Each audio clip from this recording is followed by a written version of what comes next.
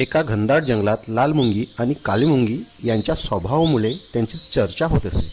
लाल मुंगी मेहनती, चपल पण घाईत काम करणारी होती. काळी मुंगी सावध, शांत आणि नियोजनबद्ध पद्धतीने काम करणारी होती. एके दिवशी त्यांच्यात वाद झाला. यशासाठी मेहनत महत्त्वाची की नियोजन? कल्पातील इतर मुंग्यांनी निर्णय घेतला की दोघींमध्ये स्पर्धा ठेवावी. टेकडीवरील गोड गव्हाचे दाणे गोळा करायचे. जी अधिक प्रमाणात दाणे साठवेल ती विजयी ठरेल. लाल मुंगी वेगाने धावू लागली. दाणे पटकन गोळा करत होती, पण घाईमुळे काही दाणे वाटेतच पडत होते आणि साठा अस्तव्यस्त झालेला होता. काळी मुंगीने रस्ता नीट पाहून सावधगिरीने काम केले. एका वेळेस अधिक दाणे उचलले आणि व्यवस्थित साठवले. अर्ध्या वाटेवर रस्त्यावर एक साप झोपला होता. लाल मुंगीची चपळ हालचाल पाहून साप जागा झाला आणि तिचा पाठलाग करू लागला. लाल मुंगी घाबरून पळाली, पण तिचे दाणे रस्त्यात पडले.